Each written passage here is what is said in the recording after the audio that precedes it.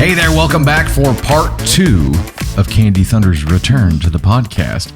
This is a morning podcast recording session for us, which is way different. So hopefully we can come to life here pretty quickly. I'm awake. I'm awake. Let's do this. Fake it till you make it. Candy Thunder wanted to start off with some of the questions that the crowd had for us to address before diving into stories here. So what's the first question? Man, the first question is, what's the hardest part of being a blended family? Oh, golly. And I was like, that's a doozy for that is a rabbit hole. For being first thing in the morning, first question of the podcast. So the dynamics of our family are that Ava and Navy Thunder live with us full time. Yep. Kieran and Brady about 50% of the time. And then Caden is almost 21 and he lives on his own. He's a grown ass man now. Yes. So those are the dynamics in our household. So we did have, before Navy, we had free weekends and stuff too. We had freedom. Yeah, just a little bit. and had date nights and adventures. Yes. So we'll get back there someday. There's 12 years from now. 12? I don't know. I'm just trying to remember whenever we started gaining our freedom with the little ones that they looked like triplets for a long time. Kieran, Brady, and Ava. They were all about the same height for a long time, so we just called them the triplets for a while. But it seems like, around 10? It was probably around 10, right? Where we started regaining some freedom to do date nights and do things, and they became a lot more independent. And having them all three clumped together, age-wise, helped too. With Navy, it's different. I mean, she's the bebe, obviously, so that... Well, and she has an interesting personality because she does not like to be... She only wants mommy and daddy. I mean, even with her grandparents, she would prefer to just be with us. And COVID baby. Yes, she wants to be home. She wants to be in her element. And when you upset that routine, she gets pissed off. Yeah, she definitely likes her routine. She likes what she likes. She likes the comfort of home. She's getting better, though. I think preschool has been really good for her opening up. She's just still, she likes what she likes.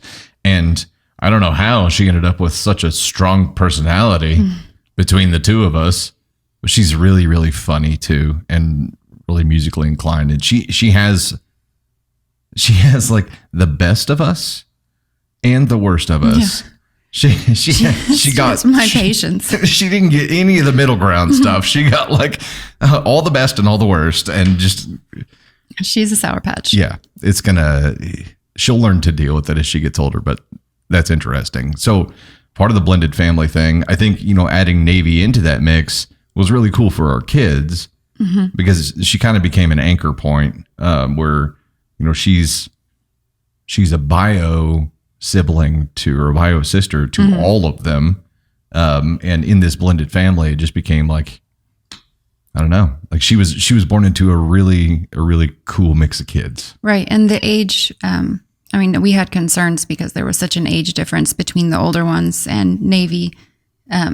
But truly it's been, it happened the way it was supposed to happen. Yeah. I feel like they are old enough to dote on her and love on her and not be annoyed by her. Right. Thus far, I'm sure that day will come whenever she's knocking at their door. Oh yeah. But it's been really cool to watch, and I love the connection that they all have individually with her. I think is really cool. Yeah. So one other note on the blended family thing, I think one of the biggest challenges with it is that every kid is different, even in a non-blended family. Every kid is different, but every kid is vividly different in a blended family. Like you have a lot of different personality mixtures going on with kids, and learning to identify and communicate with, just learning all of those different personalities is difficult in the beginning. I'm just going to say it. So my daughter is very much has a personality like Dustin, and those two together, it's like oil and water. They love each other, truly, but their personalities are very similar, which is crazy because she's not his bio daughter, but those two can just go round and round. And I'm like, she's a teenager. You can't take it personally. And obviously we don't want her to be disrespectful, but we want to encourage her to be her own person too and have a backbone. But she has a backbone for sure. But they are so similar. They are both type A, and it's funny to watch. I'm just like, okay, I'm a referee. So the funny part is that with Ava, it's great because we're a lot of alike. We can have so much fun together, and then 5 minutes later, butt heads, and neither one of us is backing down. It's like that scene, the scene where Joker's like, this is what happens when an unstoppable force meets an immovable object. Like that's her and I butting heads. But we also just give each other a hard time. And last night she was getting a bowl of cereal. Oh my gosh. And I was just messing with her, and she was talking to her mom in the other room, and we had some leftover from Easter, like a little white chocolate egg with fruity pebbles inside of it. So far, like no one likes them. It's the only thing left from Easter. So she had her cereal with like sliced bananas in it, and I saw it when I was walking by, and I unwrapped one of those white chocolate eggs, plopped it into her cereal bowl, and kind of hid it underneath some flakes. And I was like, and now we wait. And then I went and hopped on my computer and started working later on. And 30 minutes later, the door opens, and she's like, did you put a chocolate egg in my cereal? And I was like, you found it. Congratulations. She's like, I thought it was a rotten banana. We have a lot of fun, though, but it is really funny. And those dynamics are the interesting part. I think when you come into a relationship and you have a blended family and you have a bonus kid, there's obviously a learning curve there. And no, for sure. Yes. And they're all, like you said, they're all different in navigating that curve. And as a step parent, trying to be there and not overstep there's a boundary. Where's the line? As a step parent, there is a boundary, and you have to respect that bio parent, the mom and the dad they get final say. And someone I think had mentioned, and we can talk about this, but on the video about the theater, and it was, why does the stepmom even get an opinion? And I think that step parents should get an opinion. Yeah. Well, but you work on it as a team with the bio parent that you're married to. Right. I think one of the frustrating parts is that as a bonus parent, like you don't feel like you have authority in some scenarios because bio parent, gets final say. Right. You have to develop that teamwork approach. And it's taken us a long time to get to that point where we understand the dynamic. And there is a fine line, because as a bonus parent, you can't just be like, every time a bonus kid does something that you don't like, you can't go bitch to your significant other, because then you're just funneling everything at them. So it's like you have to develop this authority and this line and this structure and get used to it and figure out something that works, because if you approach it the wrong way, it can be messy, and it can do a lot of harm to your relationship with your spouse and with your kids.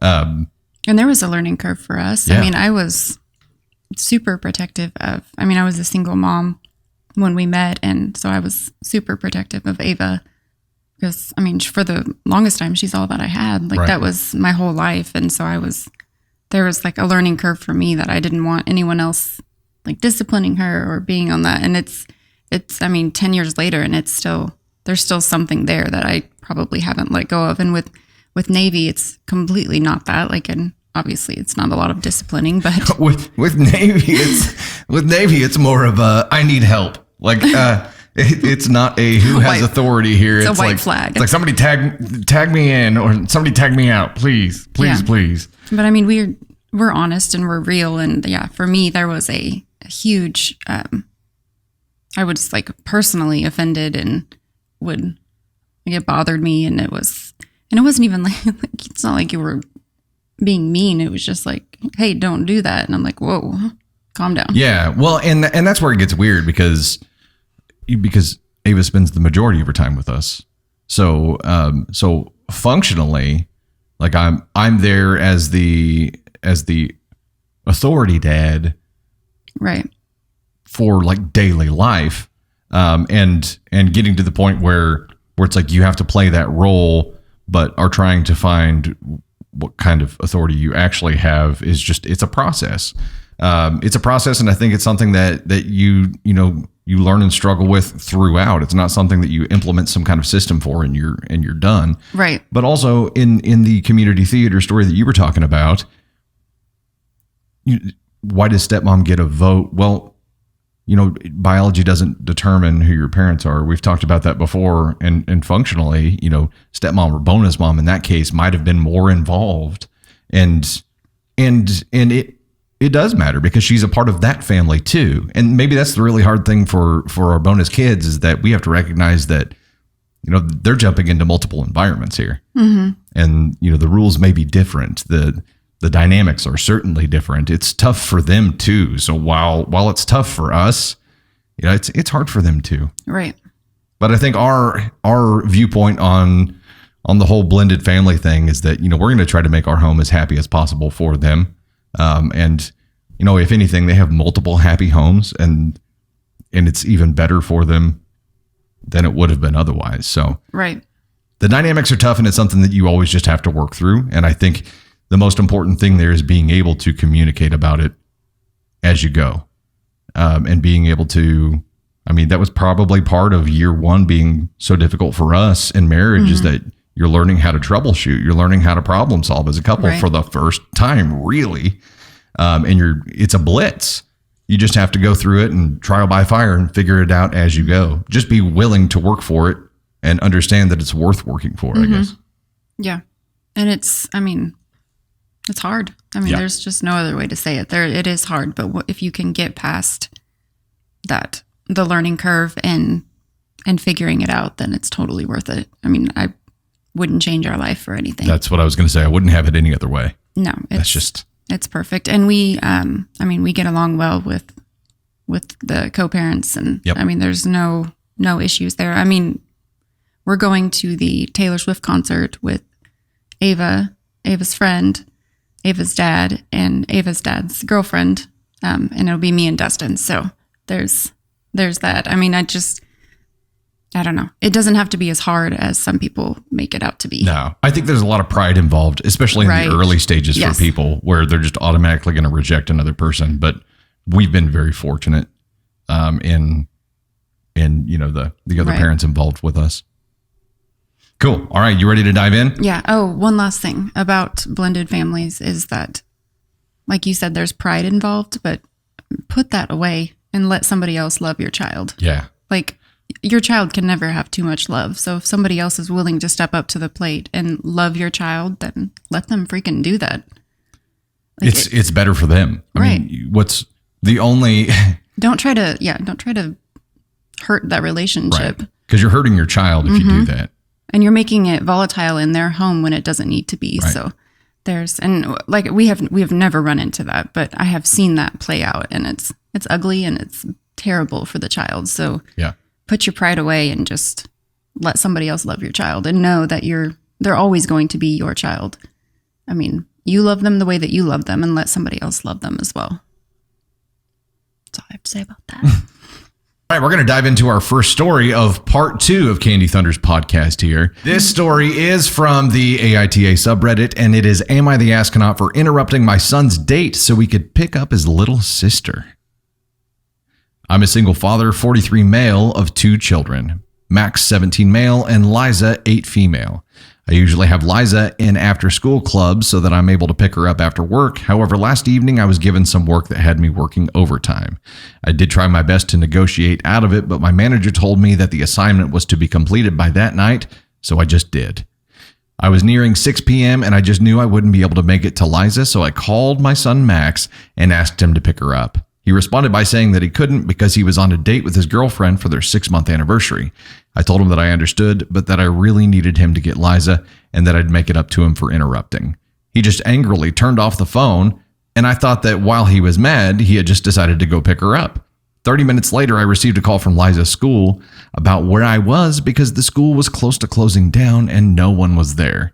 Luckily, one of Liza's friends' mothers said they'd drop her off and that was all good. However, I really don't like it when Liza goes with that particular friend, not because of the friend, but because of the mother. She has the habit of asking math questions in the car that she knows Liza is unable to answer and then criticizes her over it.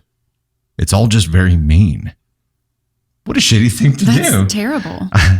Hey, before we start moving the vehicle, I just want to prove how not smart you are. I called Max and asked him where he was and that he was in big trouble when he got home. He just told me that he was busy and to leave him the hell alone. Oh, snap. How old is he? 17. He came home around 9 p.m. I told him he was grounded and that he was not allowed to use the car for a good 3 weeks. At that, he got all mad and said that it wasn't his fault I was failing as a parent and unable to afford someone to collect Liza. Just want some insight on this situation. Was I being too harsh? And am I the asshole for interrupting his date? Edit. This is the third time I've asked Max to pick up his sister in the span of a year and a half.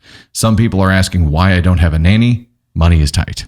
Max and Liza's mother is not present in their lives, and no, I did not think of socializing myself with the parents at Liza's school.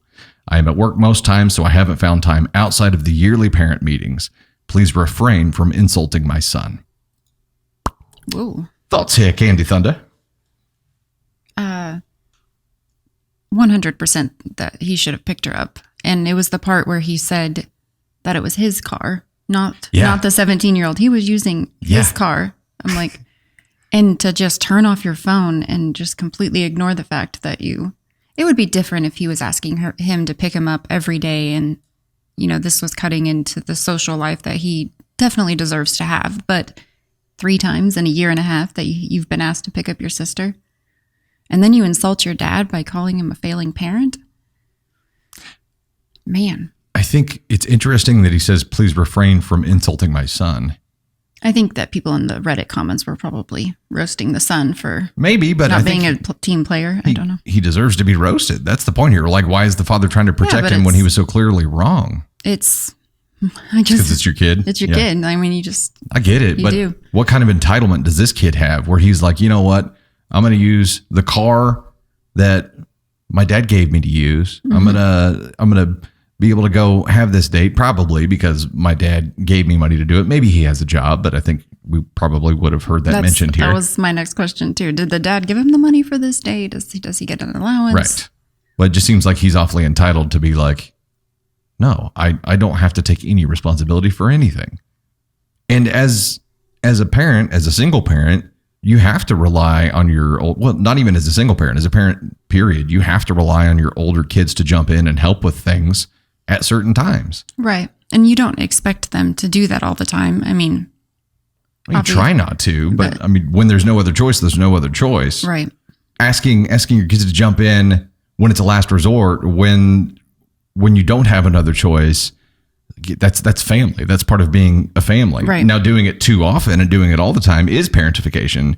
And obviously that's not right for the kids. You don't want to put that kind of pressure on them. And we know that happens a lot. That's not happening in this case. It had been no, not at all. 3 times in a year and a half. Like this is not parentification. This is, hey, I need you to step up and be responsible for 10 minutes. Well, and I feel like the older kid could have went and picked her up and taken her home. How old did it say that she was? 9 or 10?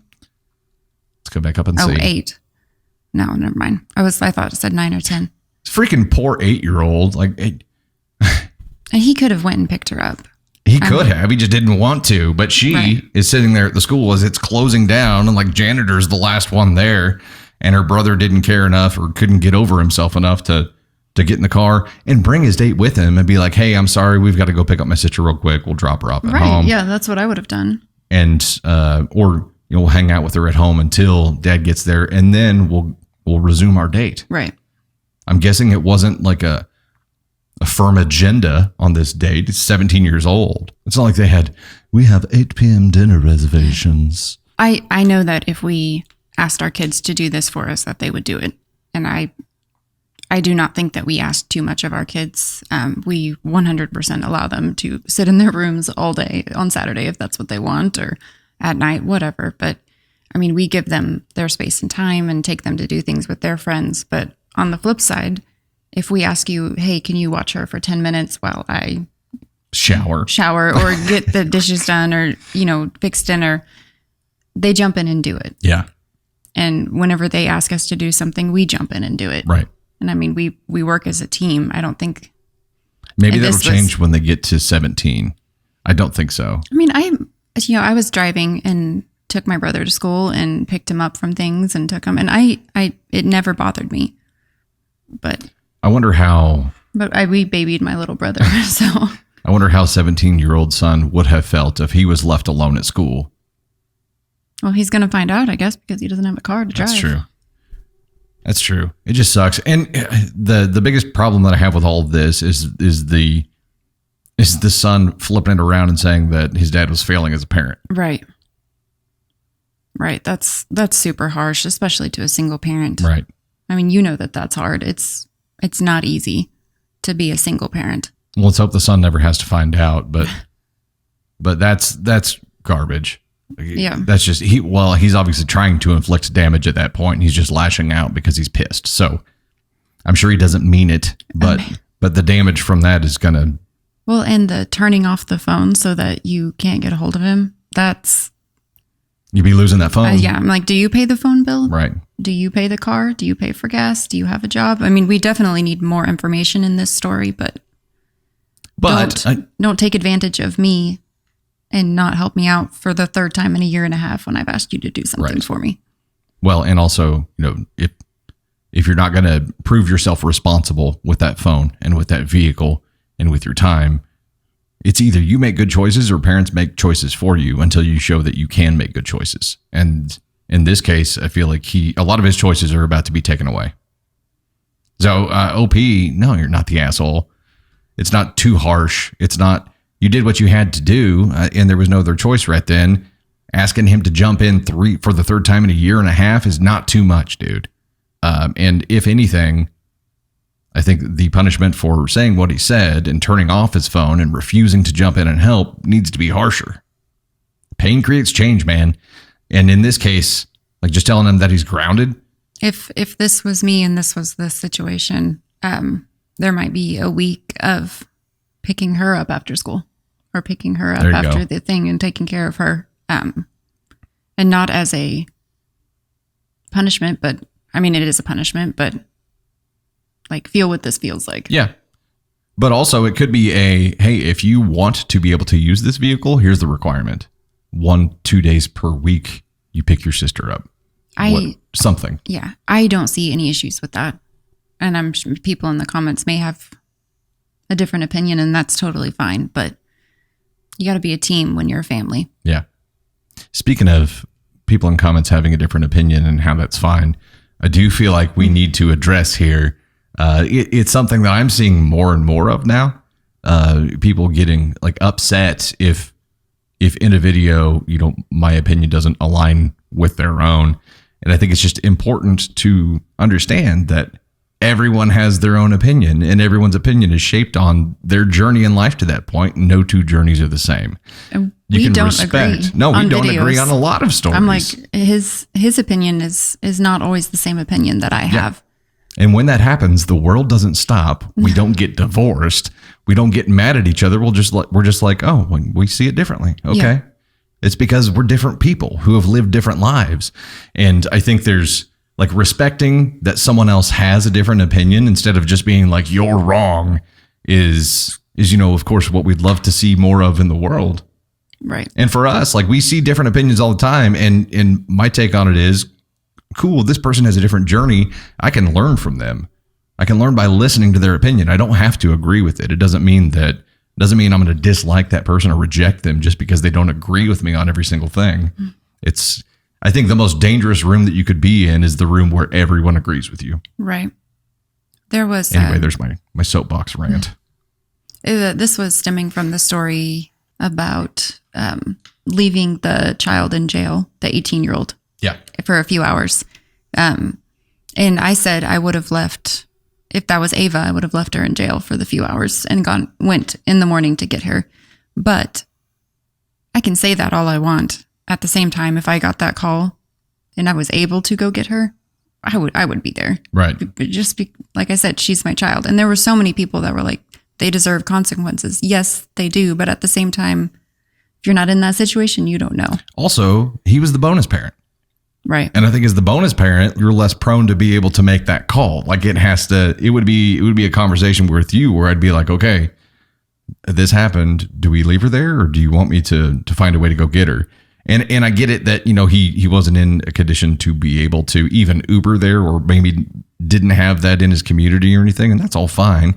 He ended up as an ascon 4, I think. Like, the least amount of asshole that there could be. And it was because the pain that he was experiencing was because he didn't go get her. And that's where the teen daughter and his wife had some ire directed at him. And I simply said, like, there was a possible path to be able to avoid that pain. Not that he's the asshole, because he wasn't. But, if it's just interesting the way that people look at situations. And we're to this point now where if the viewpoint that we talk about, which is just an opinion, like, we're just people with opinions. This is not like our stamped recommendation. This has to be done. This is the way. It's not the way. It's what we can see. You want me to get off the soapbox now, don't you? Step down. All right. You ready to move on to the next story? Yes. So OP in that story was not an asshole at all.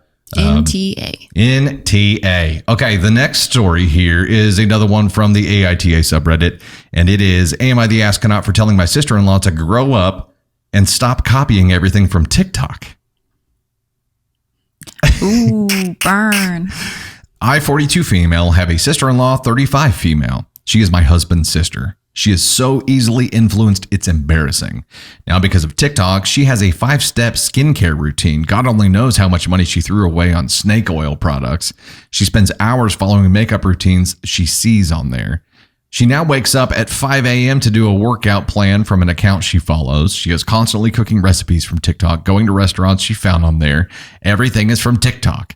I don't think she has ever had an original thought in her life. She is 35, for God's sake. It's an app for teenagers.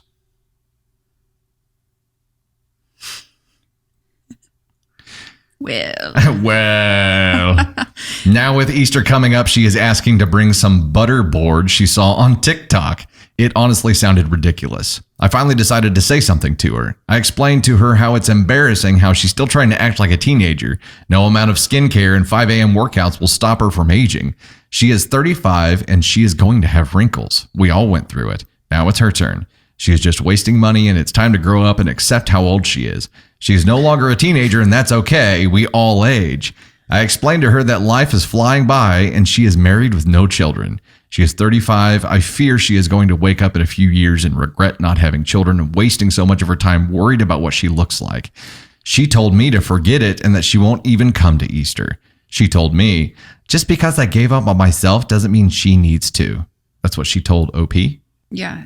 Yeah. The sister. Okay. So personal pet peeve, whenever people use quotation marks, but don't write the sentence any quote way, they still write it like it wasn't a quote, because this would have been, she told me just because I gave up on myself doesn't mean that she needs to. If it was an actual quote, it would be, she told me just because you gave up on yourself doesn't mean that I need to. Okay. Another side note. This was so poorly written. Like when I pasted it into Google Docs, I'm pretty sure every word was underlined in red. And I had to basically rewrite the damn thing. So let's just, while she's roasting somebody else, dive in on that. Yeah. Okay. Also, she said her next. She said that just because OP gave up on herself doesn't mean that she needed to, which was incredibly rude and unnecessary. Sorry, I have 2 kids to take care of. I don't have time to worry about wrinkles or if my outfit is perfect. She then hung up. Now my in-laws are pissed and they have decided to do Easter at their house, since sister-in-law now feels too uncomfortable coming to our house. And of course, she will be making her ridiculous butter board. My husband agrees that she needs to grow up, but thinks I should have just kept my mouth shut and should apologize so we can have a nice Easter. But I'm looking out for her. Oh. She is no longer a teenager and it's time to accept that. Can we say projecting? Oh my gosh. Wow. And just for everyone that ever listens to this, a woman does not have to have a baby to define her worth. Like, she's going to regret not having kids. You don't know that. Maybe she doesn't want kids. Women do not have to have children. That is not our only lot in life, is to make a baby. And it drives me freaking crazy.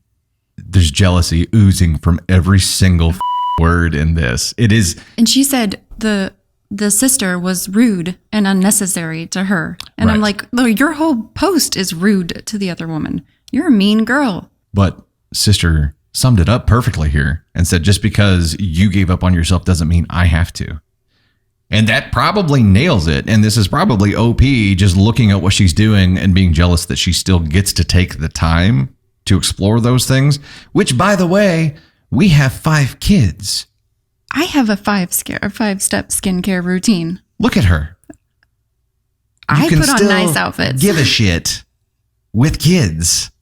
And I don't do it for anyone else but myself. And I've learned stuff on TikTok. What about, it's not for teenagers. You don't do it for me at all? No. Okay. I mean, I like your compliments. The only reason I shower is for you. That's not true. Yeah, it's not true. I couldn't handle it. But having kids is not an excuse to just give up. And I highly doubt that OP is completely given up. But it's this whole, like, a lot of people do that. A lot of people, once they have kids, just stop self-improving. Right. And you can't be pissed at someone for self-improving. I mean, when I don't have to come to the office or something, yeah, I'm sure my hair's on top of my head and I'm wearing leggings and I've got crap all over my shirt. But I enjoy getting to do my skincare and getting to take care of myself and getting to dress up. And to shit on somebody for trying to better themselves is 100% projection. And if you want to get up at 5 a.m. and do some freaking yoga, then get up at 5 a.m. and do some freaking yoga. Yeah. And also, I mean, times are different now where it's not just you do you and that's fine. I mean, there's so many content creators out there making incredible content that you can learn from. And obviously some of it's crap and they do the wrong thing just to get views and likes. But there's so much stuff out there that people are doing and they're showing off, and that's really cool. And they're putting it out there so other people can try it. Yeah. Yeah. And if she happens to find content on TikTok that she thinks might be useful to her life and decides to start trying it out, who the are you to say this app is for kids? I mean, how out of touch can someone be with everything to be like, you're 35. You don't need to be worrying about how you look anymore. You're 35. Why are you using TikTok? This lady sounds miserable with her own life. She sounds jealous as hell. She sounds just friggin' miserable and just pissed at anyone who looks like they're self-improving or trying something new or enjoying life. And how dare you? I like how she said that her husband or the brother agrees with her and thinks she needs to grow up. I'm like, does he? Or was he just placating you? Yeah. And I like how he also said that she should have kept her mouth shut. Yeah, he does not agree with you. I think you're right, but shut up. You need to apologize. I think you're right, but you should still apologize. Yeah. Which means that you're not right. You're wrong, and you should have just never said it.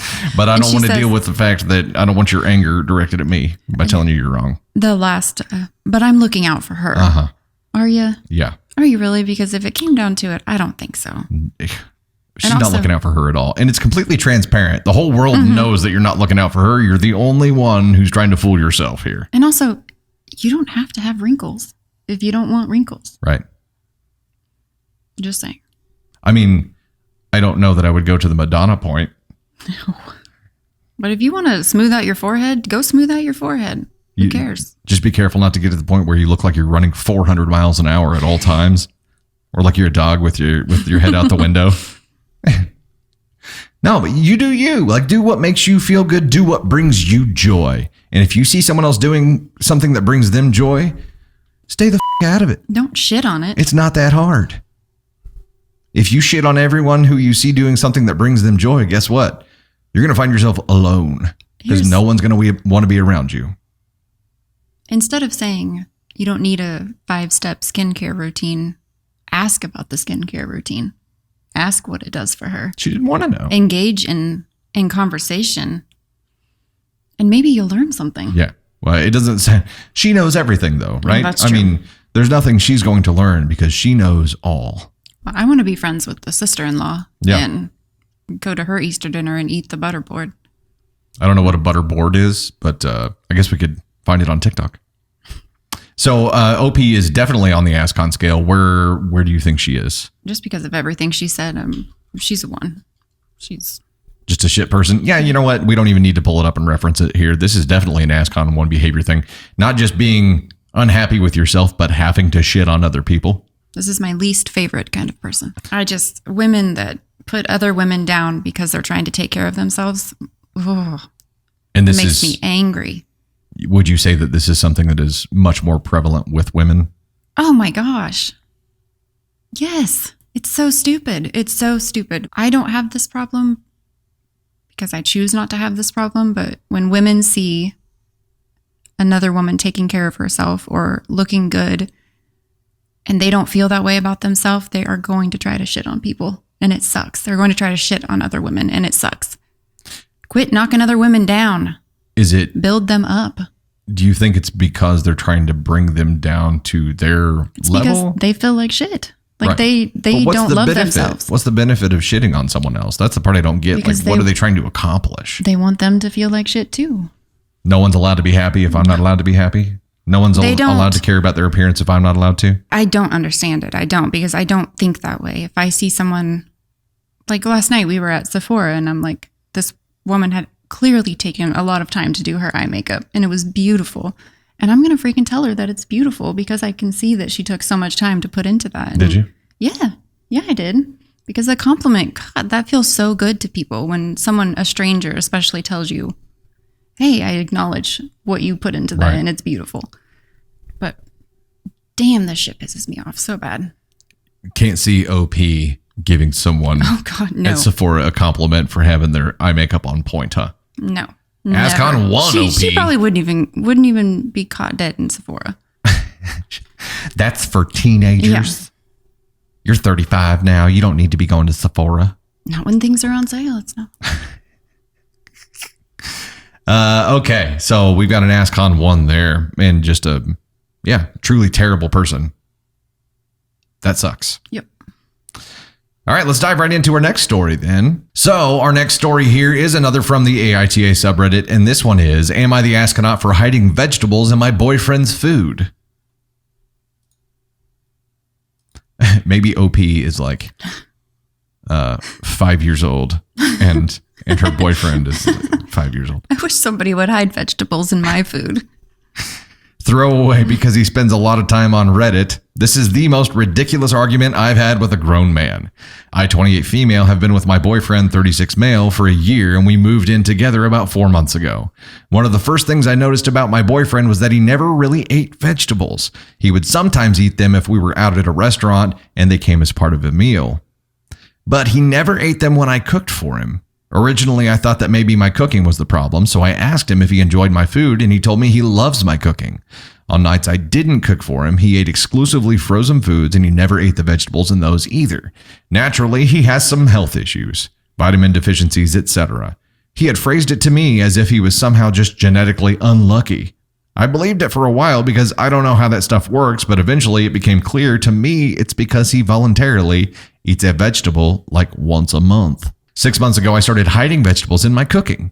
If I was making pasta, I'd put the vegetables in I'd usually put in for myself, then take half out and blend it so he wouldn't notice any of the vegetable chunks and just tell him that I'd scooped the veg out of his portion. This happens more often now that we live together because I do all the cooking. He's been telling me a lot lately how he's been feeling a lot better the past few months and has even had his doctor reduce the dosage of some of his medications, and he hasn't had to take his multivitamin in weeks. I kept my mouth shut because I'm just glad that he's feeling better, and it really does me no harm to hide the veg in his food. Yesterday, I was making one of our regular pasta meals. It's one that's very easy to hide at least 4 veggies in, and I was about to blend my boyfriend's portion when the blender died mid-blend. I had to serve it all in its veg chunk glory. That's a nice term. Veg chunk glory. My boyfriend refused to eat the vegetables, but when he tasted the sauce, he said it's weird how it tastes the exact same, even though this one has veggies in it. So I confessed. He screamed at me and called me a controlling bitch and said that it's none of my business if he thinks vegetables don't do anything. I pointed out that he said he felt better. He said his health was none of my business and that I'm a controlling, judgy asshole, and stormed out of our apartment to stay with his sister. His sister texted me to say that he's fine, but she agrees with him. My friends agree it's ridiculous that he didn't eat veggies, but agree that I'm being an asshole. Am I the asshole?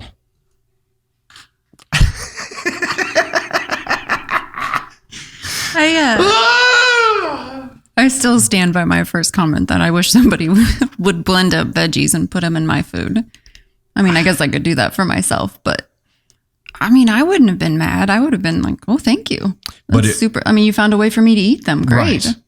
Right. And I think the important distinction here is that he doesn't have like an allergy. He doesn't have a problem digesting them. He doesn't have, there are some cases, and we've talked about this in some stories, where it's like if people have an aversion to specific foods, or kids especially, if they have an aversion to specific foods, they could end up being allergic to that food or have trouble processing it or something. And it doesn't sound like that's the case here at all, because he's been fine. He's been feeling better, and he eats them sometimes. He ate them sometimes before of his own fruition. So it's not something that he biologically can't have. It's just something that he was choosing not to have and then was experiencing some downfalls for it.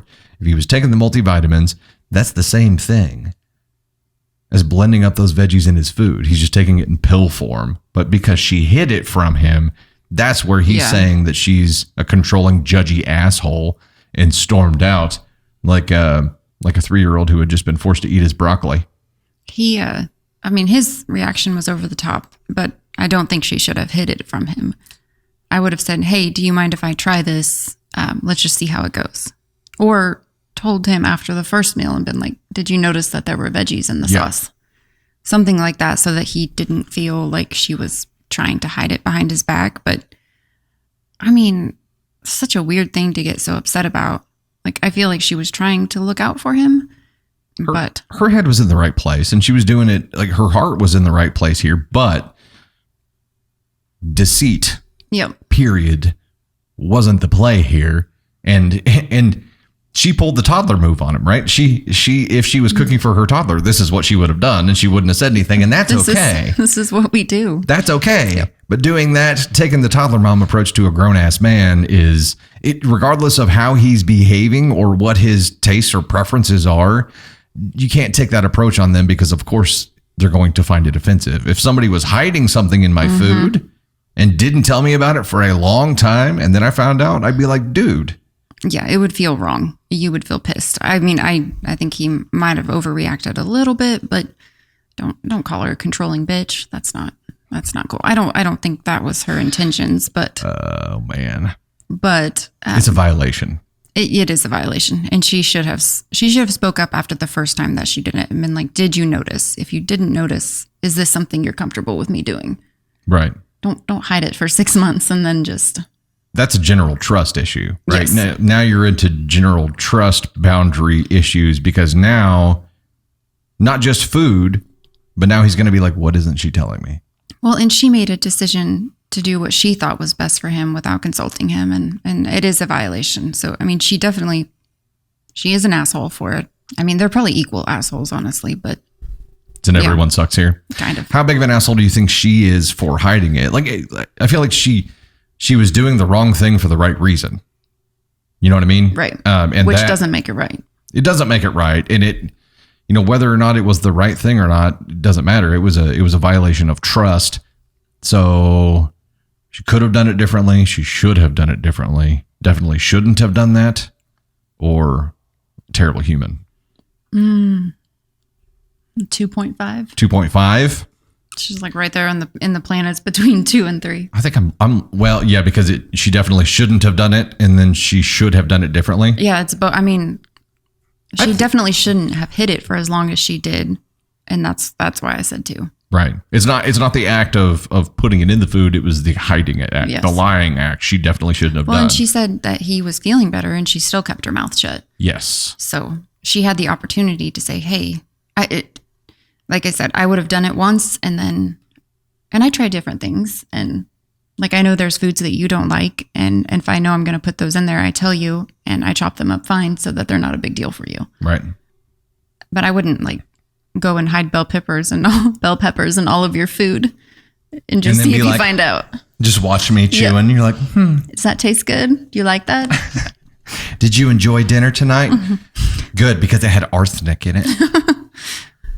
It's a violation, and yeah, that lands her on ascon too, unfortunately, because she definitely should not have violated that trust and not kept it a secret. What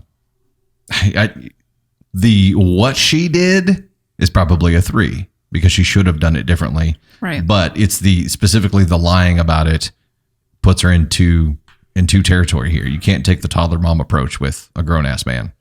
And No. Again, regardless of how he was behaving, because his behavior was disproportionate, but clearly he has trust issues, and now you guys are going to have more of them. Right. So where is he at on here? 2 as well? He definitely shouldn't have done that. I was going to say 3 for him. 3 for him? He just, I think he got caught up in the moment of finding out that someone that he loved had lied to him or deceived him. But yeah, because now he has to look at everything else and be like, what else is she lying about or has she lied about? Yeah, I think don't lie to your significant other, even when it's something so small. Like, Right. You're doing it for his own good. I think I'd just definitely tell him what you're doing, but I would let him eat it first so that he doesn't have the filter going into it where he thinks he can taste it or he. Right. But it would have had to have been immediately after that first Correct. dinner. Right. Been like, okay, this was an experiment to see if this worked. Now you know that you enjoy it. Mm-hmm. Do you want to keep doing that, or do you not want to do that? Because now mentally you know it's there and yuck. Right. Interesting. And I mean, there's so many different options if you don't like vegetables. I mean, there's so many different greens options that you can use to get that stuff into your diet. Yeah. So it solidifies her more at 2. Yeah. Because there were other options. Yep. Gotcha. Well, that's 3 stories, right? Mm-hmm. For part 2 here. Do you want to run it one more? Or do you want to save it? I think we can run it one more. What do you Okay. think? We're going to include a bonus story here. You guys get more than 3 stories for this part 2. Oh, crap. I haven't been recording any of this. Oh, my God. What? We have to start over. No. Dude. Oh, man. Are you with me? What is wrong with you? ascon one. Oh my God. I'm sorry. Now I'm sweating. I got like immediately sweaty that we had to start over. And I was like, well, we just have a part 1 to Candy Thunder. There's no part 2. So you saw in part 1, in the very, very beginning of it, how we bicker and how we mess with each other. I think some people were offended about. I think some people thought that I had the camera rolling before and intentionally didn't tell you it was rolling and was tricking you on it. That wasn't the case. No, when we talked about meatloaf, I knew it was on. Yeah. No, it was in the very, very beginning whenever you said, don't you have to turn the camera on? And I said, it's already on because I started from my computer, but I had done it right in front of her. I wasn't trying to hide it from her. She just didn't know that I could start it from the program here at the desk instead of going over and walking to it and being like, boop. Cool story, bro. I forget where I was going with that. Cool story. I forget where I was going with it. Also, I think it's smart to mention that our banter is like we give each other shit. And we do that normal daily lives. Like we're very playful and Just who we are. Yeah. And I am not offended by it. He's not offended by my banter. We very much have a Rip and Beth level of banter. It's like, I love you, but you. See you at home later. Right. We both know that we're assholes, and we're totally fine with that. I just accept it. ascon 3 here. I mean, I'm a 4, so self-diagnosed. It's true. I'm a 4. No, everybody knows that I'm not as big of an asshole as you. I'm way more laid back. I'm not disagreeing with you being more laid back or less of an asshole. But like I say to the team, I'm an asshole with a purpose. Don't all assholes have a purpose? Yeah. But I mean, I'm an asshole. I mean, they all serve a function. I am a functional. A functional asshole. A functional Tell asshole. me more. Oh man. When I'm being an asshole, I'm either being an asshole to be funny, or because I'm just trying to run so fast that my words come out short. It's not how you say it. It's not what you say, it's how you say it, right? It's not how you say it, it's what you say it. I always say it's not what you're saying, it's how you say it, because he has a very short tone. And it took me a while to get used to it. And now I just tell him, again, not what you're saying, it's how you're saying it. It's your delivery. And I'll laugh because I know exactly what she means. And that happens because I'm trying to spin 27 plates at one time. I know. I totally get it. Yeah. But it took years for you to finally acknowledge that was a thing, because I've been saying it for probably like 4 years. It's not what you say, it's how you say it. And you're like, don't give me that shit. I'm like, oh yeah, well it's not how you're saying it, it's what you're saying. It's what you're saying, not how you're saying, that I have the problem with. So unstoppable force, immovable object. Here we are. Oh yeah, we were both so stubborn. Yeah, I don't know how Navy ended up as stubborn as she did. No idea. Navy lives on ascon 3 with her parents. All right, our very last story here for part 2 with Candy Thunder is another one from the AITA subreddit, and it is, am I the astronaut for calling my mom when my husband refused to listen to me? I, 26 female, recently moved into my first home. I am also 4 months pregnant with our first baby. The pregnancy has been very hard. I have horrible morning sickness. I reached a really bad point where I passed out, hit my head, and my doctor admitted me to the hospital for a week. Holy shit. When I got home, so her husband wasn't there at the hospital with her?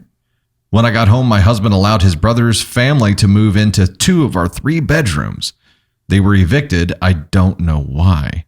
One room was my office, was tossed into our room, papers everywhere. The house was a complete wreck. Trash, dirty clothes, used diapers. I started to cry. It was like a light flipped. My husband was no longer the same. My husband told me it wasn't that bad. My reply was, fine, then you should have the house cleaned up before I wake up. Completely exhausted, I fell asleep for 4 hours. I woke up and went to get a drink of water. I couldn't, because every glass we own is scattered around the house. They didn't clean a single thing. I passive-aggressively started to pick up the dirty dishes and washed them. The following morning, I was trying my best to work when their kids were crying nonstop, banging on the walls, and so on. Their mom was in her room for hours, ignoring them. When my husband came home, he was upset with me over how I didn't make his brother's wife feel welcome in our home by helping with their kids when she was tired. Then continued to complain how nothing was done while he was at work all day in the house. Yep, the same one he didn't clean. That led to a fight where I told him, I am too sick to have company and they need to leave. To which he replied they are his family and he won't kick them out. I started to cry again. I was beyond frustrated, exhausted. I physically couldn't do it anymore. I called my mom asking if I could come stay with her, telling her the whole story in front of my husband, who at this point was completely shocked. Angry, I could also tell he wasn't sure what to do. My mom came with my brothers. I have 3 older brothers. Since your family can stay, so can we. My mom quickly took charge. I was sent to bed. My brother started cleaning, complaining loudly at how disgusting my brother-in-law's family is, along with what a horrible husband my husband is for putting me through this while I am sick. And pregnant, right? Mm-hmm. Dear God. I got a text message from my mother-in-law calling me an asshole for not helping my husband clean up the house and putting my brother-in-law in an uncomfortable position by having my mom boss him around. Edited to add update. When my mother-in-law showed up, she was super angry outside. I could hear shouting, but couldn't understand what was said. Once inside, she was shocked. My house looked really bad. My brother-in-law lied to her about what happened. Shocking. My mother-in-law quickly started to help my mom in the bossing mode. My house is not just cleaned, but deep cleaned. Hell yeah, that was a mom team up. That's awesome. My brother-in-law and his kids are now staying with mother-in-law. She didn't know about the eviction. My in-laws helped them financially a couple of months ago. My mother-in-law was not happy about it. Sister-in-law refused to come out of the bedroom. She would scream through the door, but that was about it until her family came to pick her up. Last little bit, I did talk to my husband. He seemed very remorseful. I asked for some space. He is staying at a hotel. Oh, damn. He has to come by and talk to me tonight. My mom and dad are here. Both moms felt like I should have someone here since I'm sick. Both moms have set up a meal plan where they trade off who will bring me dinner. It was my mother-in-law's idea. Thank you for all of your advice. I truly appreciate it. Talk with husband. Summed up since it lasted 4 hours. It was a hard talk. He is remorseful. Brother-in-law was only supposed to stay for a couple of nights, then leave. Originally, he thought it would be gone before I got home. He said he is tired and emotionally upset himself. When I originally passed out, my husband left to help a friend move. He came home and found me. He said he had no idea how long I was on the floor hurt. He was originally scared I had died. Since then, he has had nightmares. On top of dealing with his family drama, he admitted to dumping his frustration onto me when it's not my fault. He begged me for another chance. The next steps, we are still separated. He plans on staying at my brother's house in his casita. We are going to go to marriage counseling and individual counseling. He asked if he could come when the home health nurse comes each night into my doctor's appointment, and I agreed to that. Update on brother-in-law. His wife admitted to having an affair. She told him she got married too soon and doesn't want the responsibilities of being a mom anymore. I'm not sure what will happen with him and his kids, but I am shocked that she feels this way, especially with her kids. So many things just happened. There's like so many storylines going on here. Oh my God. This is like a telenovela. It really was. Okay. So what was the question? I'm sorry. I don't remember the question. Am I the asshole for calling my mom when my husband refused to listen to me?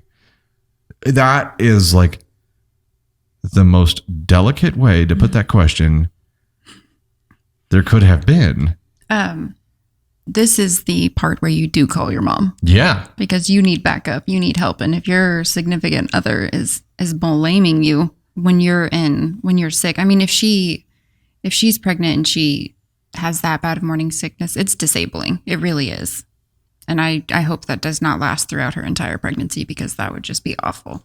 Well, she fell, got hurt, and had to be in the hospital for a friggin' week. And apparently he wasn't there with her. And she has home health care. I mean, she's having nurses come at night to check on her. So, I mean, clearly she's in a bad way. For the husband to come home and say that you didn't clean the house while I was at work, even though oh, man. When he had agreed to do it and then just didn't do it.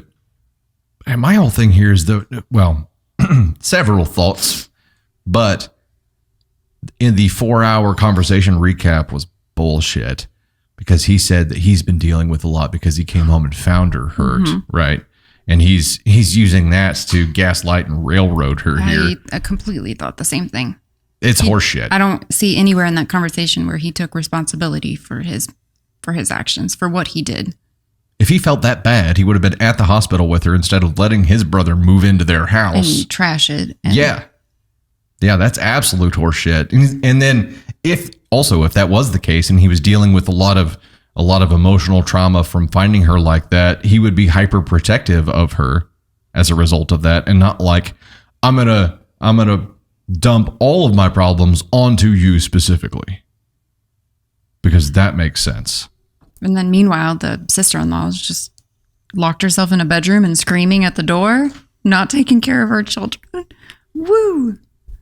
I don't like that. That's just like a sideline in all of this story too. It's like the main shit going on with her and her husband and her health and the pregnancy and him being a brozo.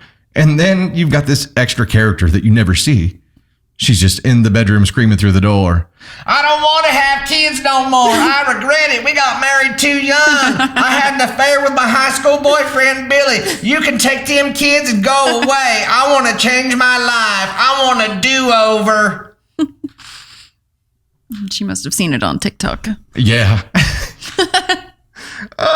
Meanwhile, pregnant OP here's waddling around her house like, what? Just find a cup. I just want to get a glass of water. Oh my God. But we need to take a moment to acknowledge that her mom and his mom teamed up and got the train back on the tracks. Mother-in-law team up. Yeah. I seriously see them at the end of this, like doing the fist bump blow up thing. And the fact that even though OP and husband are now separated, that his mom is still actively involved in making sure that she has meals she's taken care of. Like, thank goodness for them swooping in. This is one of those rare stories where I don't know that we've ever read a story where there's a mom team up in here, where mom and mother-in-law team up to do the right thing here. We've seen a lot where mom steps in to do the right thing or mother-in-law steps in to do the right thing, but the team up is something new. But also the brother-in-law messaging his mom that lying. But lying about OP here is just... You imagine what that story was. Like, look, man, we just needed a place to stay for like a couple nights. And we came in here and we've been completely respectful. We clean up after ourselves. Everything's fine. But she just came home all mad because she's pregnant, you know. So whatever. And then she shows up and sees that... and his wife is still locked in the bedroom. Right. Sees that it's damn near another episode of Hoarders with... And you know what? If it got to that hoarding point where that house was so bad because they had just trashed it, maybe sister-in-law couldn't get out the door. Maybe she was just stuck in there. I highly doubt that. Under a pile. Her own pile of crap. I'm underneath the pile of my decisions. I can't. I need out. I can't imagine her going to being in the hospital for a week, which it must have been awful what happened to her, and then coming home and having your whole house turned upside down, like with nowhere to relax While because pregnant. Your office has been thrown into your own bedroom, and you just want to sleep and relax in your own home, and then you've got kids banging on the walls, you've got sister-in-law in the corner screaming that her life sucks. And then you've got the brother-in-law lying to the mother-in-law, and her husband's like, I did it all because I was scared. And she's like, what the yeah. Yes, it's I'd call my mom too. You would never do this to me. his side of the family seems like a bunch of dipshits, but his mom's the redeemer out of all of that. But yeah, how big of an asshole is he for allowing this to happen while she was in the hospital? And then admitting to dumping frustrations onto her because he was scared. Yeah, I was scared that you were hurt. So while you were in the hospital, So I treated you like shit because I thought you might be hurt. That's right. That's how I cope. Everyone copes different. Okay. That's how He's had nightmares. She's like, I'm living a nightmare right now. I can't eat, can't sleep. Now, here's the funny part. His nightmare, he's like, I keep having this nightmare where there's someone screaming from the other room That's not about not wanting kids anymore. Like, no, that's real. That's your brother-in-law's wife who's just decided she doesn't want kids anymore. Billy, my God. But for allowing this to happen while she was in the hospital, and that's the big thing for me, is that the first thing that went wrong, obviously, is that she was in the hospital. He's like, yeah, come on, bro. Come stay over here. Leave your shit anywhere. We don't throw diapers Mi away. casa a su casa, bro. Just, drop diapers on the ground. They'll disintegrate eventually, right? How big of an asshole is he on the ascon scale for allowing that to happen? I'm bumping him up to 1 because of his response to her. That's, you don't put your shit on your sick wife. Your sick pregnant wife. Yeah. And I keep interjecting it there, Yep. like, and pregnant, because as a dude, when your spouse is carrying a tiny human, I think you have to go above and beyond to protect them, not just physically, but their state of mind, and try to provide as much of an easy, nurturing environment for them as possible. And he did the opposite of that. Definitely Right. an ascon 1. I'm going to say that you're always so good to me, but you were, She said were, past tense. no, you are so good to me. And when I was pregnant, I mean, above and beyond, you took care of me. So I truly appreciate that. Well, I obviously don't know what it's like. But I mean, the moment that baby was separated from me, I no longer mattered. Just kidding. All of that love and nurturing and caring followed with the child that came out of you, and there was nothing left behind. The eye of Sauron just shifted to the baby. That's not true. No, it's not.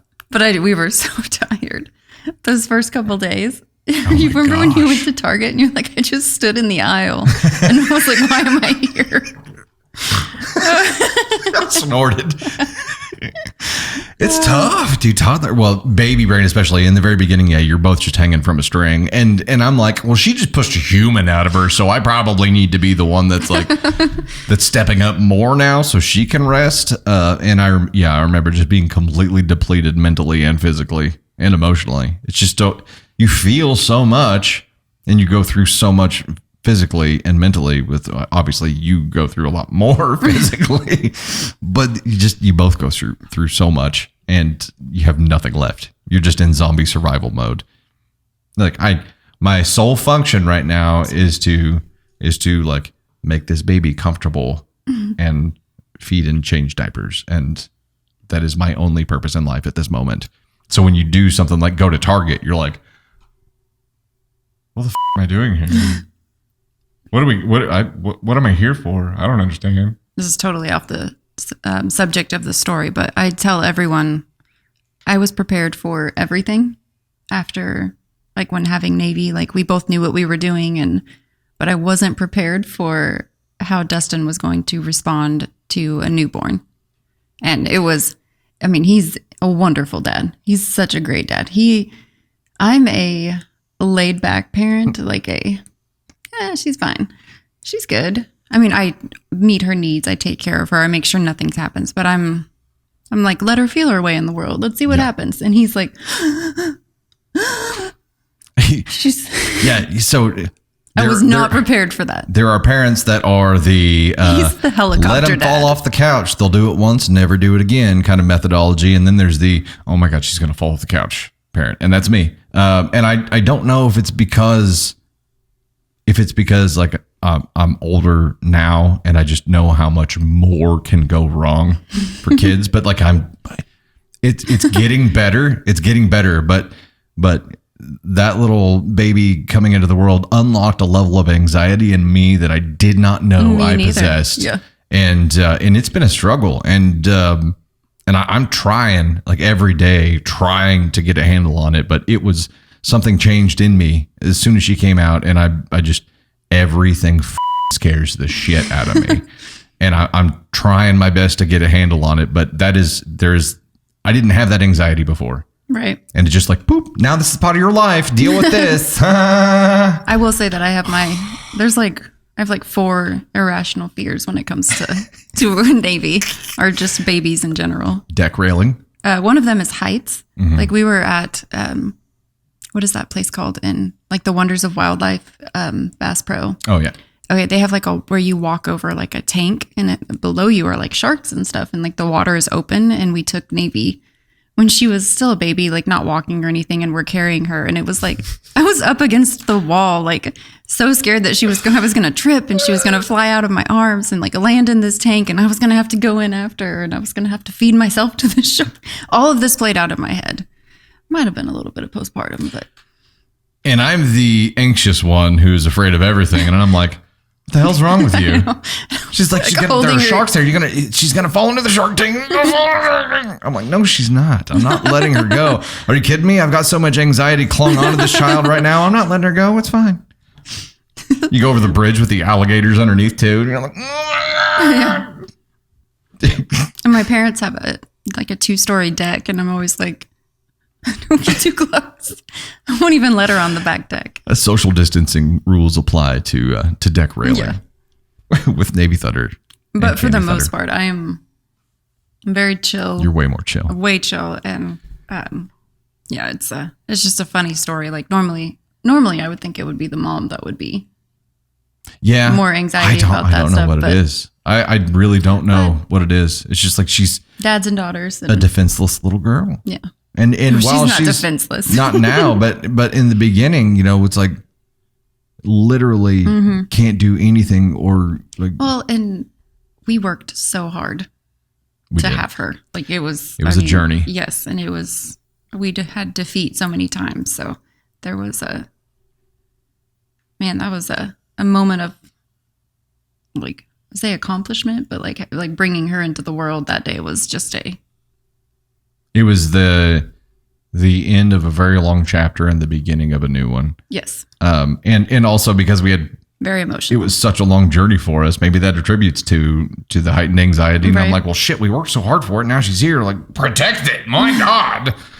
Like, I like freaking Roman soldiers walking with her all the time with their shields and turtle formation. You're the mom on like Bubble Boy. He's in a bubble. It's not that bad. Come on. No, it's not.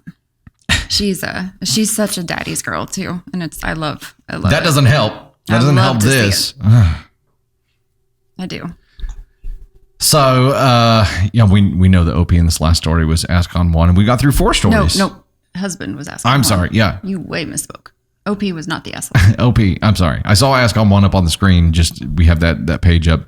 OP definitely not the asshole at all. Husband definitely ascon 1. Sister-in-law. I don't even know what's going on in your world there, sister, but I hope you guys figure it out. And that's it. We got through 4 stories for part 2 here. Thank you so much for coming back. And for those of you watching, we've kind of settled into a smaller number of guests in our bullpen now. We're going to start cycling through them more often. So you're going to see Candy Thunder more often. On with me, and then also on with Tony for Thunder and Spark, which I think is going to be a similar setup here, but they'll have some different topics they go over. Yes. And the two of them will be hilarious. I had this thought last night that I'm like, what if Tony and I are not like, there's no leader, and because like you kind of lead the podcast, like you navigate it, and I'm like, what if it's like it's just 4 hours of chaos. It's like on Friends when Joey's the dance partner and he's like, I don't know how to lead. I'm like, what if that's me and Tony if we talk about things? You'll be fine as long as you have an outline like we normally have here, and you're gonna have stories to read. I mean, you just go. Yeah. I don't know. Look at my growth over the past month or 2 months. Also, if you saw the video for part 1 of the podcast, you'll notice that Candy Thunder's got a new hairdo here for part 2. Oh yeah, I cut it all off. Yep. She is summer mode now. I love it. I lost so much like postpartum. It was very thin. When she cut it off, it was like just a very tiny amount of hair, but it was a lot of hair. So, but meanwhile, I don't know. That's like those don't go together. But when I cut my long hair off, it was probably the same amount. It was a mountain. Duncan was like, okay, look, this pile is everyone else that I've had this whole week, and this pile is you. That's crazy. Yeah. No, mine was not like that. Like she obviously like colored it more blonde and then like cut it off before she did that in just a quick trim. Mm-hmm. And she held it up. She's like, it's really not that much hair. I was like, I know. It was like all falling out. And I'd been growing it out for about 4 years. Though. Yeah, it was 4 years of growth. Crazy long. So it was a lot invested, but I feel so much better. So much better. I love it too. And we've got a big event coming up where we're prepping for. We're going to get fancied up next week. Mm-hmm. We're like suits and dresses and that kind of stuff. And actually we're documenting it and may have some content to share with you from that event coming up. Dustin is going to be the MC. I have to get up on stage and talk in front of like over 500 people who are physically there, which is different. I'm used to talking to a camera, and even during a live stream, if there's 1,500 people there, it's not a big deal because it's just a camera. But 500 plus eyeballs staring up at me. And I'm going to be heckling you in the audience. Yes, I imagine Tony you will. And I. I imagine you will. I'm going to be making so much fun of you. But it's all in love. I mean it. It's all right. You haven't read my monologue that I have prepared yet. Why? Because it talks about you. Oh, that's okay. I know you wouldn't. I'm really like, AV, could we move the spotlights to table oh, gosh. B7 right there? Candy Thunder. So I'm going to be wearing extra deodorant that night. Those kind of events are so hard for me. So hard. As a social phobe? Yeah. I have to put on like my game face because it's extremely hard for me. I get it. I'd like to say me too. But and normally it is, but if I'm emceeing, like I have to just put on a different hat and it's work. I don't have a different hat. I just have like a stuttering, can't spit words out correctly. That's not lose true. My train of thought. No, I know that you have different hats because phone voice Candace. Oh, she's real sweet. She gets stuff done. It's a different person. I just happen to have 87 different personalities I can jump into as needed. So it works out for that. You just need to develop you some personalities. And Candy Thunder is one of them. I'm pretty sure this is just me. Just using a different name. Yeah, I don't have. This is my normal stuff. Hi, this is phone voice Candace. I know my voice gets higher when I it's only when I talk on the phone to people I don't know. Hi, yes, I'd like to place an order, please. I'm sure everybody does it. Everybody has a different phone voice, but every time I hear hers, I'm like, who the hell is that? Oh my gosh. My same like drive-through voice. Although I never have to order at the drive-through because I either use an app or you always get I go get it. Yeah, you're so good like that. I'm not equipped to handle much in this world, but I can drive a vehicle and I can pick things up and bring them back. Speaking of that, I'm getting hungry, so we better wrap this up. All right, we'll go ahead and wrap this up. 4 stories. Thank you so much. High five. I can't high five you. I got to kiss you. Mwah. Love having Candy Thunder here. No other podcast guest will be receiving a kiss, just to clarify. Thank you so much for being here again and for being willing to do this. Thank you guys who choose to engage in the podcast, whether that's on YouTube or all of the podcast channels. Know that we're posting Sunday through Thursday on TikTok. We do weekly lives there. We're going to actually start doing multi-streaming to multiple platforms on probably Monday nights or Sunday nights and Wednesday evenings, or Wednesday afternoons. That was really confusing what I just said. It really was. Either Sunday or Monday nights and Wednesday afternoons at 3 p.m. Central Standard Time. We will be multi-streaming now. So we'll be streaming to TikTok and YouTube at the very least, probably some others too. So that's going to be a fun new chapter for us. We have daily posts on YouTube, compilations every Wednesday. The podcast gets published there. Behind the scenes stuff on Instagram. The new website is dusty-thunder.com, which has all kinds of cool stuff on it. Be sure you go check that out, including some sticker packs in the shop there. And we have a swag shop, which is dustythunderswag.com. And it has all of the t-shirts and stuff that you could ever hope to find. So be sure to check out all of those things that I just threw at you real quick. I hope you remember every single one of them. Yeah, there's going to be a test later. There's a quiz that pops up at the end of this podcast. You better be ready for it. Anyway, thank you so much, Candy Thunder. Yes, thank you. Love you, Tater. Love you too. All right, we'll catch you guys next time for episode. Bye. Maybe we'll know by then. 72. 72.